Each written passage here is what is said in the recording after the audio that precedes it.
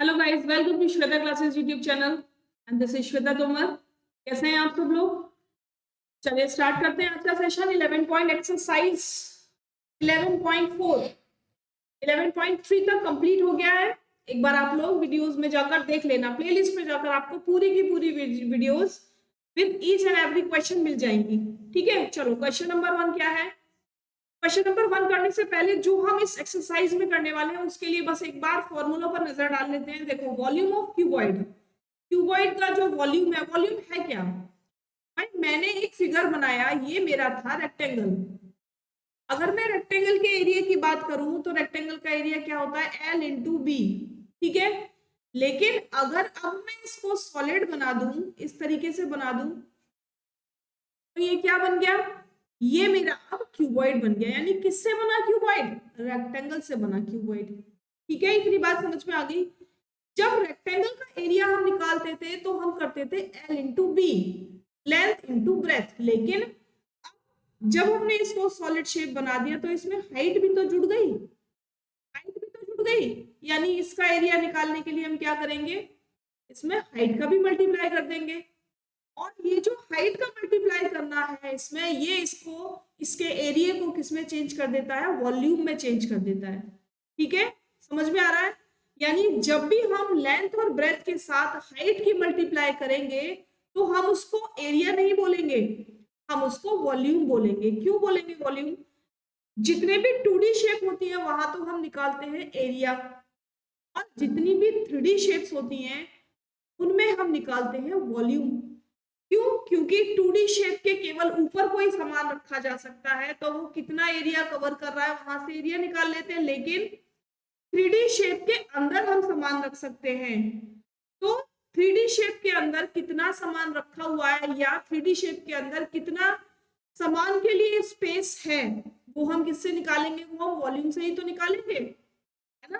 तो इसीलिए हम क्या निकालते हैं? 3D शेप का वॉल्यूम निकालते हैं। कैसे निकाला? पता चल गया कि जब 2D शेप थी तो L इंटू बी था, जब हमने उसी को 3D में चेंज किया तो उसमें हाइट और बन गई, तो हमने हाइट का और उसमें मल्टीप्लाई कर दिया। तो फॉर्मूला क्या निकल कर आया? L into B into H, यानी length into breadth into height. Next क्या है? क्यूब। अब ये क्यूब किससे बना है? भाई देखो, एक फिगर आपने पढ़ी थी, स्क्वायर पढ़ी थी ना, स्क्वायर। स्क्वायर का एरिया का फॉर्मूला क्या होता था? साइड का स्क्वायर। यही तो होता था, साइड का स्क्वायर। यानी जितनी साइड ये उतनी ये, उतनी ये और उतनी ये। अब मैंने इसी को सॉलिड बना दिया। अब क्या हुआ?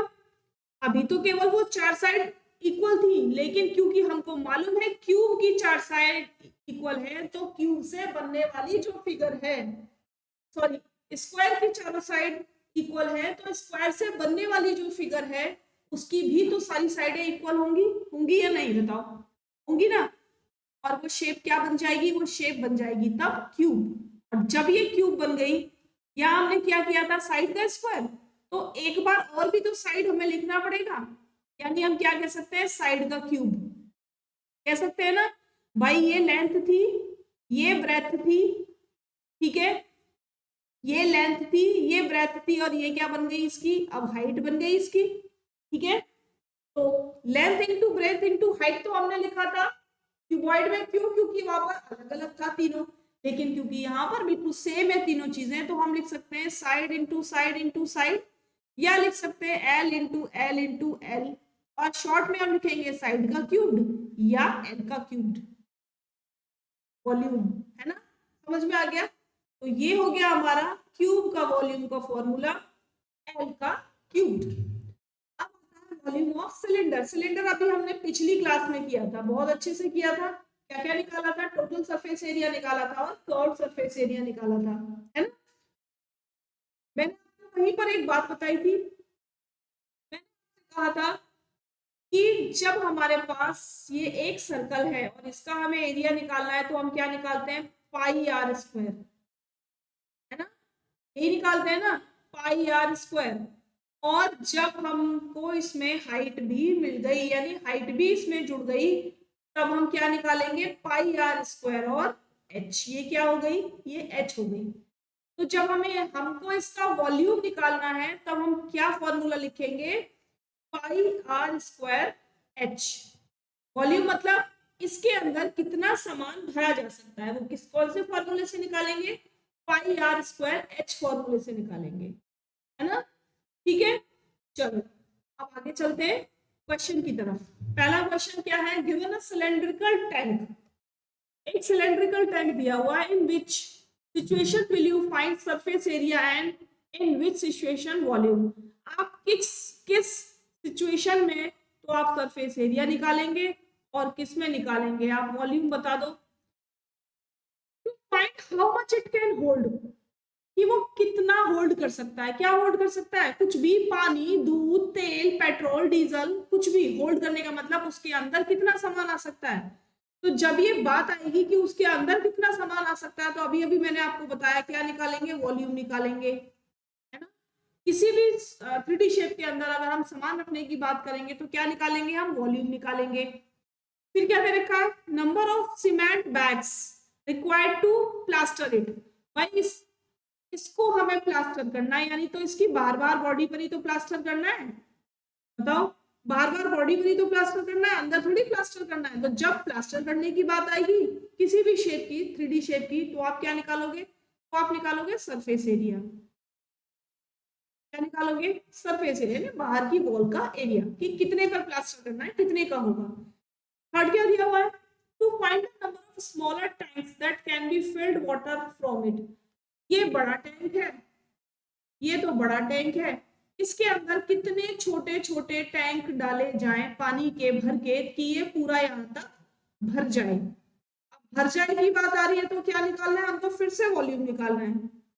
ठीक है, समझ में आ गए ना तीनों क्वेश्चन के आंसर, बताओ जल्दी से, तीनों क्वेश्चनों के आंसर समझ में आ गए कि कब वॉल्यूम निकालना है, कब सरफेस एरिया निकालना है। जब अंदर भरने की बात आएगी तो वॉल्यूम, और जब बाहर बाहर की बात है तो सरफेस एरिया। ठीक है, नेक्स्ट क्वेश्चन देखो। नेक्स्ट क्वेश्चन ये कहता है कि आपके सामने दो ये शेप बनी हुई है, एक का डायमीटर कम है, एक का डायमीटर ज्यादा है, यानी एक का जो डायमीटर है वो दूसरे की हाइट है और पहले का जो हाइट है वो दूसरे की डायमीटर है। इतनी बात समझ में आ गई। अब क्या दिया हुआ है, विदाउट डूइंग एनी कैलकुलेशन, कोई कैलकुलेशन आपको नहीं करनी, can you suggest whose volume is greater, किसका वॉल्यूम ज्यादा होगा, verify it by finding the volume of both the cylinder, और फिर बाद में उसको वेरीफाई करना है, उनका वॉल्यूम निकाल कर check whether the cylinder with greater volume also has greater surface area. और ये भी आपको बताना है कि जिसका वॉल्यूम ज्यादा है उसका सरफेस एरिया भी ज्यादा होगा या नहीं होगा। तो सबसे पहले तो आप एक बात समझ लो कि जिस भी शेप का रेडियस या डायमीटर ज्यादा होगा वो क्या करेगी, उसका वॉल्यूम ज्यादा होगा। ठीक है, यानी क्वेश्चन नंबर 1 का आंसर आपको मिल गया, without doing any calculation can you suggest whose volume is greater. तो किसका वॉल्यूम ग्रेटर होगा, बताओ किसका वॉल्यूम ग्रेटर होगा, भाई बी वाले का ग्रेटर होगा, इसका ग्रेटर होगा, क्यों होगा, क्योंकि इसका डायमीटर ज्यादा है, और जिसका डायमीटर ज्यादा होगा उसका वॉल्यूम भी ज्यादा होगा। ठीक है, तो हम ये लिख सकते हैं, the volume of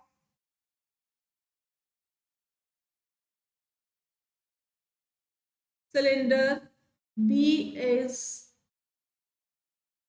greater than cylinder A. ठीक है, since radius of cylinder B is greater than that of A। आ गई इतनी बात समझ में, चलो अब वॉल्यूम निकालते हैं, अब वॉल्यूम निकालते हैं, यहां से वॉल्यूम निकालेंगे, वॉल्यूम ऑफ ए का वॉल्यूम निकालेंगे सबसे पहले। तो d इज इक्वल टू क्या दिया हुआ है 7, तो r इज इक्वल टू क्या हो जाएगा 7/2 सेंटीमीटर, यहाँ सेंटीमीटर लिख लेना। ठीक है, हाइट कितनी है, h इज इक्वल टू कितना दिया हुआ है 14 सेंटीमीटर। वॉल्यूम निकाल लो। V इज इक्वल टू क्या बताया था वॉल्यूम, जल्दी से बता दो, pi R square H. 22/7 into R कितना है 7/2 इंटू 7/2 इंटू हाइट कितनी है 14। ठीक है, 7 से 7 कट, ये 11 कट, और ये 2 से 7 टाइम, क्या बचेगा 11 इंटू 7 इंटू 7। ठीक है, क्या आ जाएगा आंसर 1078 सेंटीमीटर स्क्वायर। क्या आ गया आपका वॉल्यूम।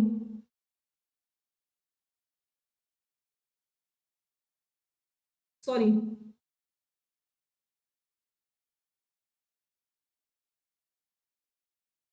77 इंटू 7 करेंगे तो 77 इंटू 7, 7 7 जा 49, और 7 7 जा 49, 50 51 52 53, ये आ गया आपका सेंटीमीटर क्यूब इस ए का वॉल्यूम। ठीक है, ए का वॉल्यूम निकल कर आ गया। चलो अब हम क्या निकालेंगे, वॉल्यूम ऑफ बी। बी का वॉल्यूम निकाल लो भाई, क्या क्या दे रखा है, यहां लिख दू, पेन चेंज करके लिख देती हूँ ताकि समझ में आ जाए किसका लिखा है। वॉल्यूम ऑफ बी, तो वॉल्यूम ऑफ बी में क्या क्या दिया हुआ है, सबसे पहले हमको डी दिया हुआ है कितना 40, तो आर कितना हो गया 7 सेंटीमीटर। ठीक है, एच दिया हुआ है 7 सेंटीमीटर। अब यहाँ वॉल्यूम निकाल लो, पाई आर स्क्वायर एच, तो क्या करोगे 22/7 इंटू आर कितना है 7 इंटू 7 इंटू एच कितना है 7। ठीक है, 7 से 7 कट गया, क्लियर। अब क्या रह गया, इन सबका मल्टीप्लाई कर दो, जब सबका मल्टीप्लाई करोगे तो आपका आंसर निकल कर आएगा 1078 सेंटीमीटर स्क्वायर। यानी वॉल्यूम बी का देख लो भाई, वॉल्यूम ज्यादा निकल कर आया ना वॉल्यूम ए से, क्यों निकल कर आया, क्योंकि उसका रेडियस ज्यादा था। ठीक है, अब इसी तरीके से आपको सरफेस एरिया निकालना है। सरफेस एरिया ऑफ ए, भाई सरफेस एरिया क्या होता है, टोटल सरफेस एरिया निकालना पड़ेगा। ठीक है, तो टोटल सरफेस एरिया क्या होता है 2 पाई आर प्लस एच, रख दो 2 इंटू 22/7 इंटू आर, और ब्रैकेट में सॉरी आर की वैल्यू रखनी पड़ेगी, आर की वैल्यू लिखनी है, ए की कितनी थी आर की वैल्यू 7/2, 7/2, और यहाँ लिखेंगे 7/2 प्लस एच 14। ठीक है, अब मैं इसको शॉर्ट में कर दूं, जब आप इस सारे को सॉल्व कर लोगे ना तो आपका आंसर आएगा 385 सेंटीमीटर स्क्वायर ए का।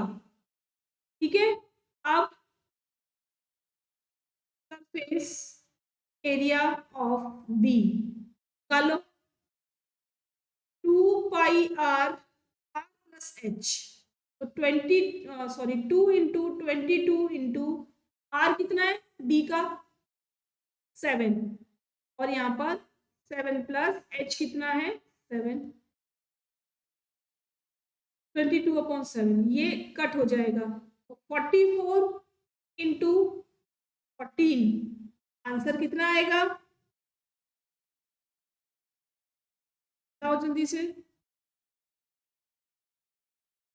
616 सेंटीमीटर स्क्वायर। ये आ गया आपका सेकंड का आंसर। अब क्या पूछा था, क्या कि जिसका वॉल्यूम ज्यादा होता है क्या उसका एरिया भी ज्यादा होता है, तो आप लिखोगे, आप क्या लिखोगे, यस इसका एरिया ज्यादा है ना, देखो ए का ये रहा और बी का ये रहा, तो आप क्या लिखोगे, yes cylinder with greater volume also have greater surface area, yes cylinder with greater volume has greater area। ठीक है, समझ में आ गया, क्लियर एकदम। चलिए आगे, चलिए find the height of a cuboid whose base area is 180 centimetre and volume is 900 centimetre. Cuboid बना लो पहले,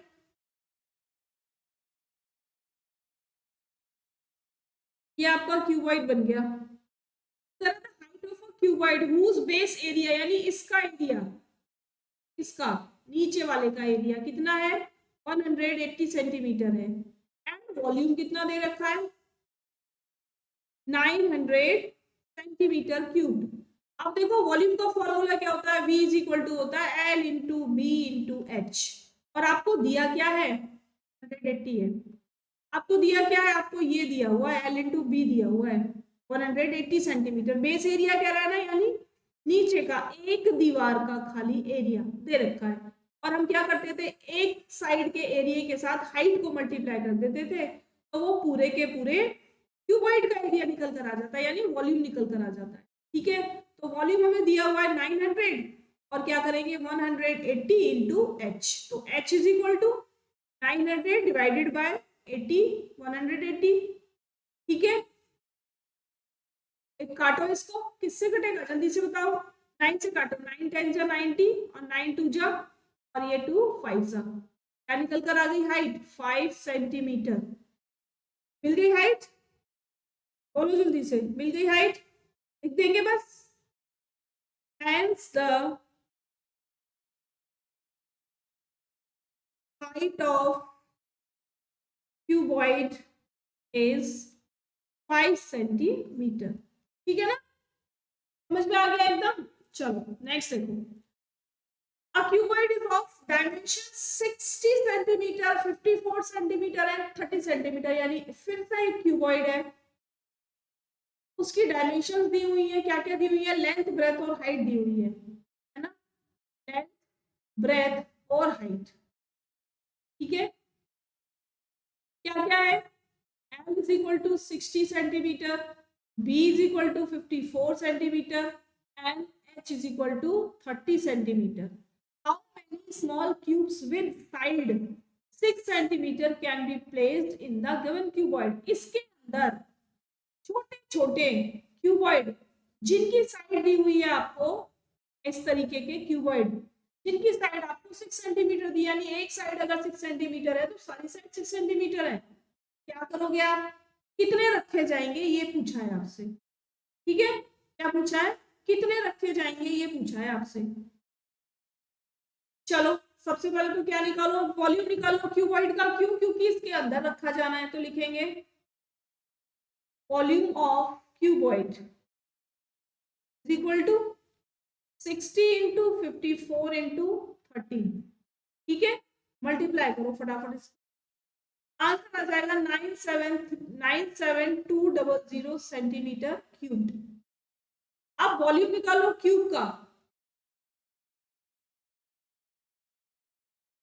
वॉल्यूम ऑफ क्यूब क्या है 6 इंटू 6 इंटू 6, तो आंसर आ जाएगा 216 सेंटीमीटर क्यूब। ठीक है, अब क्या करना है, नंबर ऑफ स्मॉल क्यूब्स कैसे निकालोगे कि कितने आ सकते हैं इसके अंदर, कैसे निकालोगे, देंगे नंबर ऑफ स्मॉल क्यूब्स, जो बड़े वाले का वॉल्यूम आया है, वॉल्यूम V शॉर्ट में लिखते हैं V of cuboid divided by V of cube, ऐसे ही तो निकालेंगे। तो 97200 और यहाँ पर 216 डिवाइड कर देंगे, आंसर आ जाएगा आपका 450। इसके लिए मैं आपको इजी तरीका बता दूं, मल्टीप्लिकेशन की कोई जरूरत नहीं है आपको भाई, वॉल्यूम क्यूबॉइड का वॉल्यूम ऊपर रखना है, इसको एज इट इज लिख लो। ठीक है, क्यूब का वॉल्यूम नीचे रखना है, इसको एज इट इज रख लो। आप काटते रहो, 6 10 जा 60। ठीक है, और 6 से काटो इसको, 6 9 जा 54। ठीक है, और 6 5 जा 30। अब 10 5 जा 50 इंटू 9, 9 5 जा 45 और एक 0 आ गया आंसर निकल के। तो क्यों हम इतनी लंबी कैलकुलेशन कर रहे हैं ना, आप उस कैलकुलेशन को मत करना, इस कैलकुलेशन को मत करना, इस तरीके से आप वैल्यूज रखना और उनको कट कर देना। ठीक है, आंसर मिल गया कि कितने क्यूब चाहिए, 450 क्यूब्स चाहिए, जो उस कंटेनर के अंदर क्यूबॉइड के अंदर रखे जा सकते हैं।